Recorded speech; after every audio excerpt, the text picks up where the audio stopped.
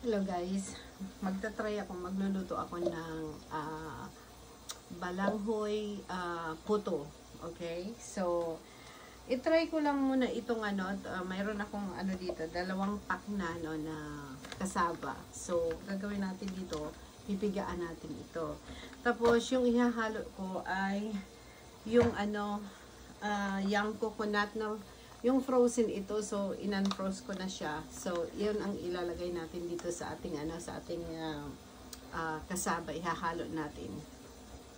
At saka guys, nakahanap din ako ng muscovado na sugar. So, yun ang ihahalo natin dito sa ating puto balanghoy. Okay? So, stay tuned. So guys, ito, anuhin natin itong ating kasaba. Tatanggalin natin sa sa balot, at gagawin natin dito ay natin siya, pipigaan. Alam mo, naalala ko nung bata ako noon, may tanim kami noon na ganito na balanghoy.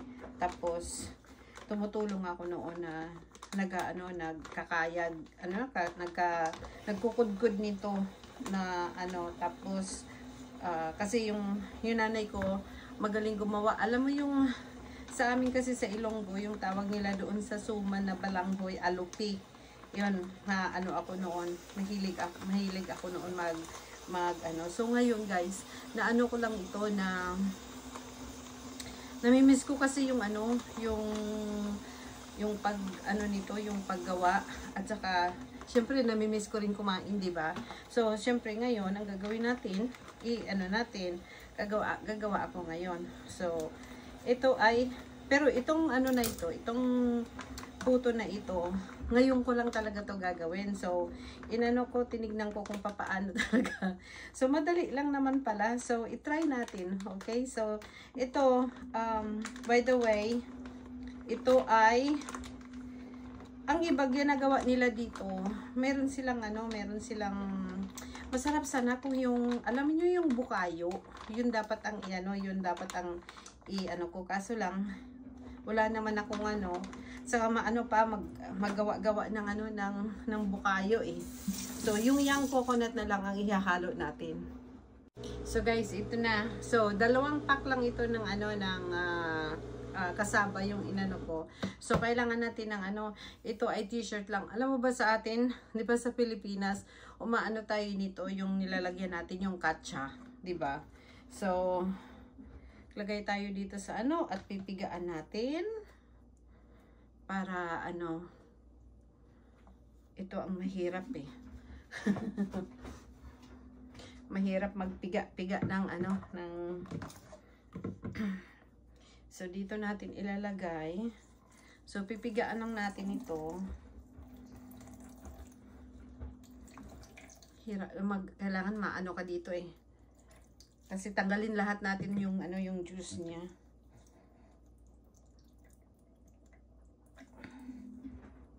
Yan. So pagka tapos mong pigaan, ilagay natin dito sa ating bowl.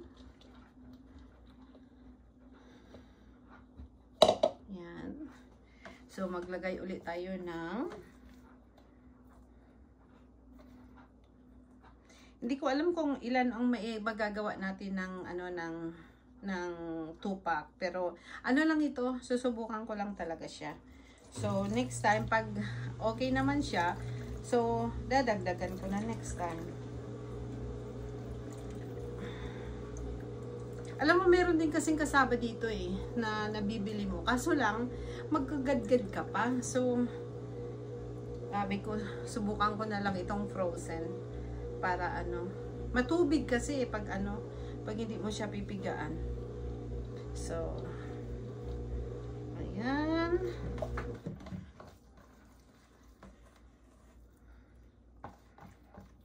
Kapag nag-craving ka, talagang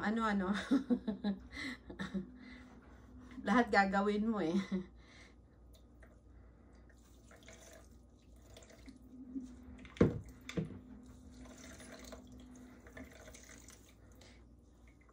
Piga-piga. Ewan ko lang sa Lalo na ngayon malapit na yung ano, yung holiday, kaya kailangan ko nang mag-experiment ng kung anong-ano ko.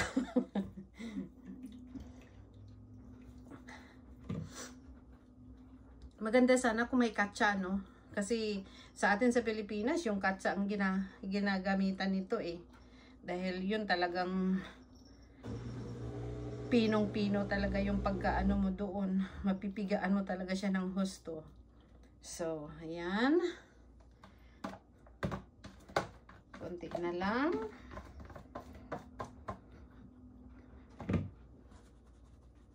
Lagay na lang natin ng ganito. Para ano.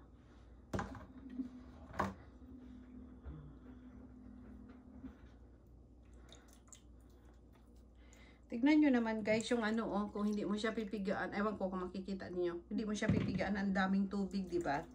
So, kailangan natin ng piga-piga talaga.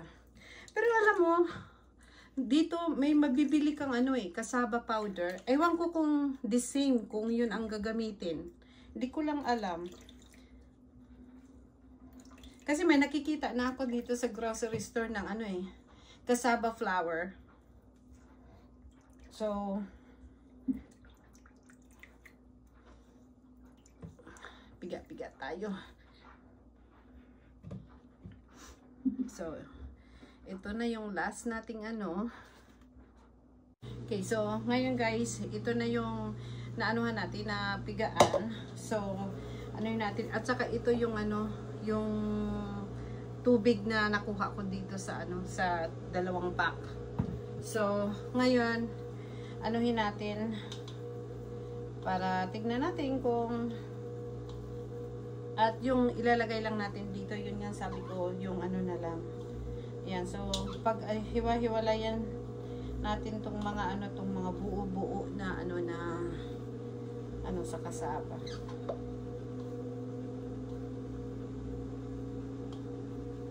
Ayan, ganyan.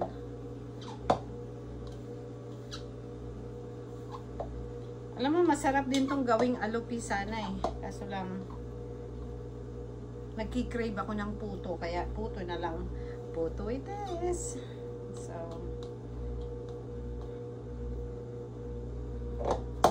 ayan. So, ayan, ganito. Pinong-pino na talaga siya. Okay, so guys, next natin, kasi naano ko na siya, ito na siya, oh. Next natin is, lagyan natin ng muscovado sugar. Ano lang natin siya ng, alam mo, maganda talaga itong muscovado sugar. So, mix lang natin.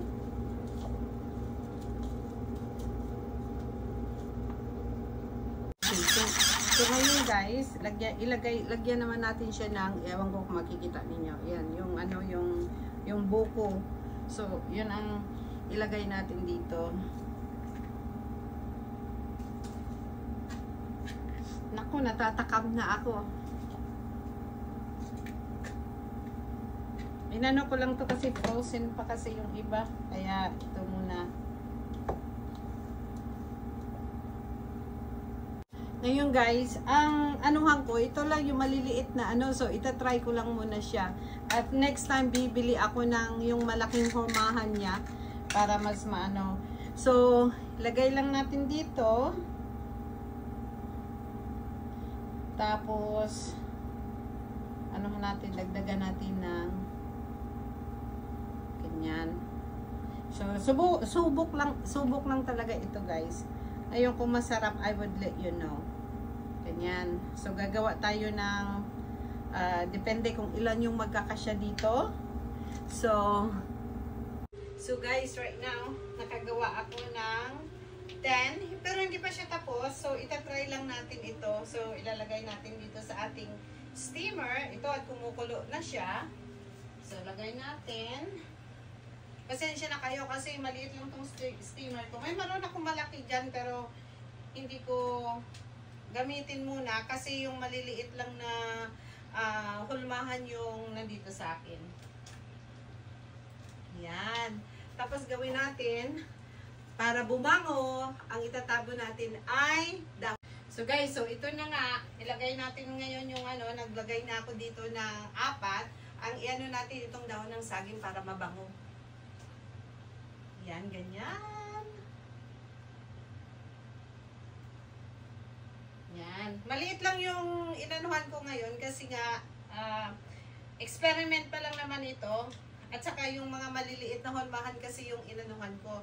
Meron pa guys, kasi 10 lang itong aking ano. So siguro, mayroon pang ano dito siguro.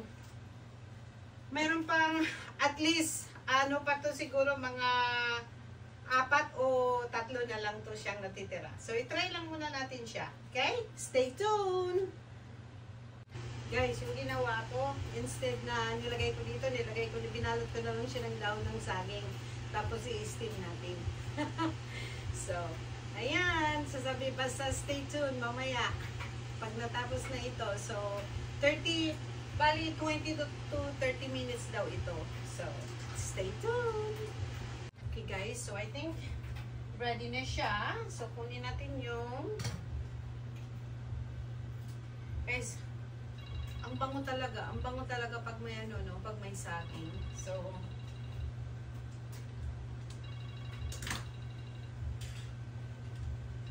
guys, ito na siya. Ayan.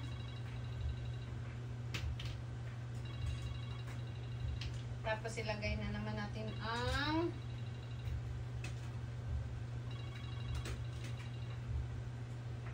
ayan, ready na. Yan, so maglagay uli ako ng ano. Ito na yung product natin. So, titikman natin kung tama nga siya, mainit pa. So, hold on guys. So, ngayon, lagay natin siya dito. Ay, teka. Lagay pala natin. Lagay natin yung, tingnan natin kung ano ba ito.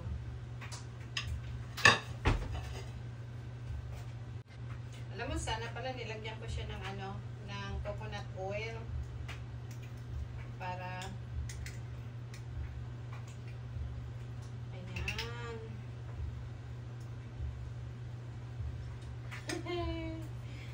yes.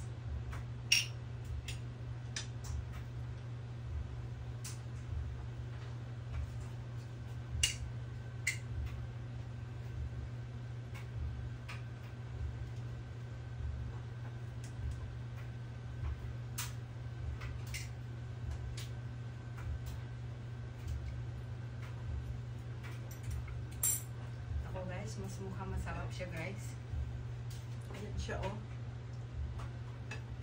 Ano lang pala siya, maganda pala pag ganito kasi parang isang ano lang talaga siya, isang damputan. Tingnan natin, mainit eh.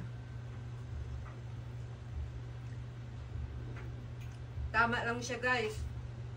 Tama siya sa sugar. Tapos, mas masarap kasi tignan ninyo yung ano, yung coconut.